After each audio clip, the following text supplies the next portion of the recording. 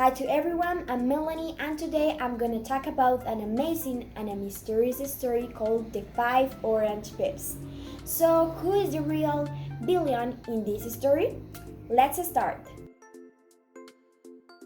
The Five Orange Pips, written by Sir Arthur Conan Doyle, is the fifth of the 12 stories in The Adventures of Sherlock Holmes.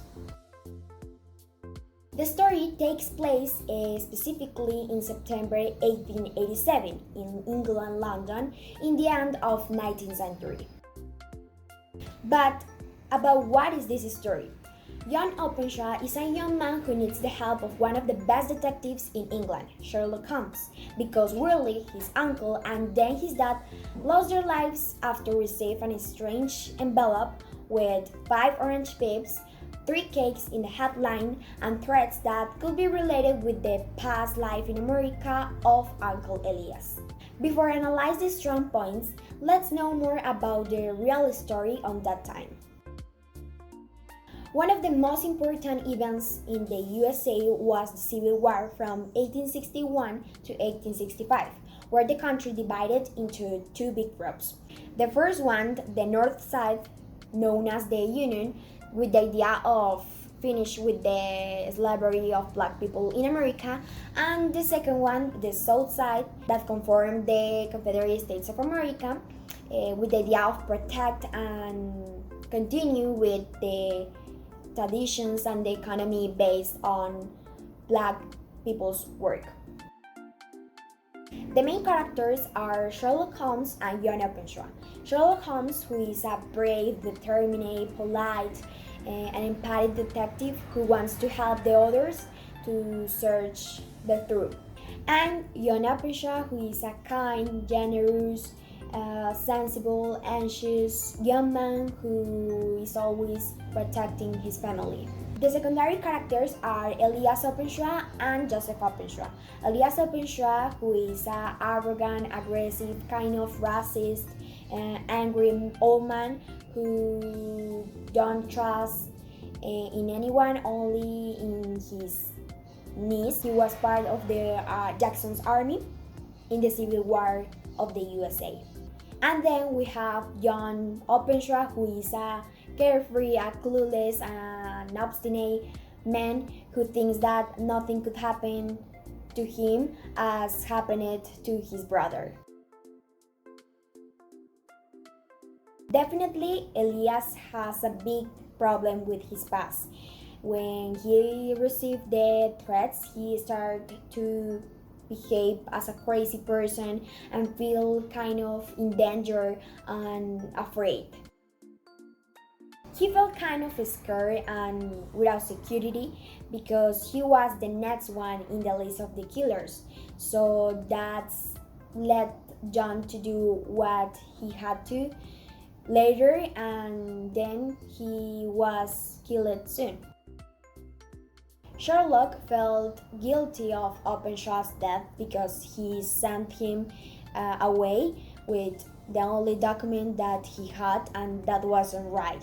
So Sherlock Holmes transformed this mysterious case in a personal murder. In the story, John told Holmes and Watson, Sherlock's friend, that his uncle came back to England because in America, black people had been allowed to vote. That means that he wasn't a fan of black people in that country, and that justifies that he was part of Jackson's army. This is a clue and an important thing in the story. But the real or important question is, why were the 3 men murdered? I have 2 theories for this situation. The first one is that Uncle Elias belonged to an American society that hated and intimidated black people who on that time were free. Elias immigrated to London in 1869 and came to Europe with all the important papers and documents, and that's when KKK society stopped operating. And the other members were scared because those papers could give them away. Then the criminals intimidated Elias with the idea of giving them those papers, but it was late. He burned everything, and the only thing that he didn't burn was the light blue paper with soft names. So maybe they killed him and his family to cover all the proofs of important information. The other theory is that maybe the criminals were part of the North soldiers who were ending with the South members who used to don't like or hate black people, and they killed it through the KKK society as revenge, as Holmes did, giving them their own medicine and sent them an envelope with 5 orange pips to scare and to intimidate the killers.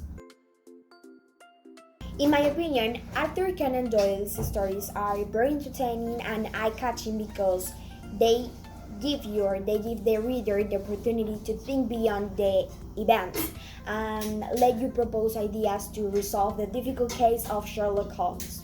I felt like a detective when I was reading because each moment makes you want to know what is going to happen or what will be happen if something was different, so it's really cool. Detective fiction stories have a big audience and many readers because human beings love and enjoy mystery things and strange stuff.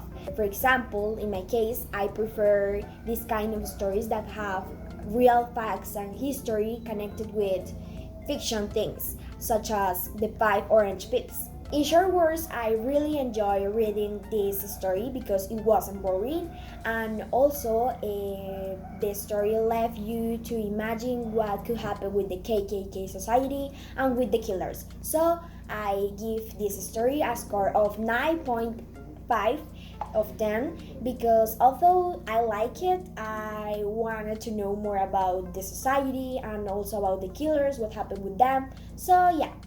And finally, who do you think is the real villain of this story? The killer of the family, Uncle Elias, or the revenge, hate, and ignorance?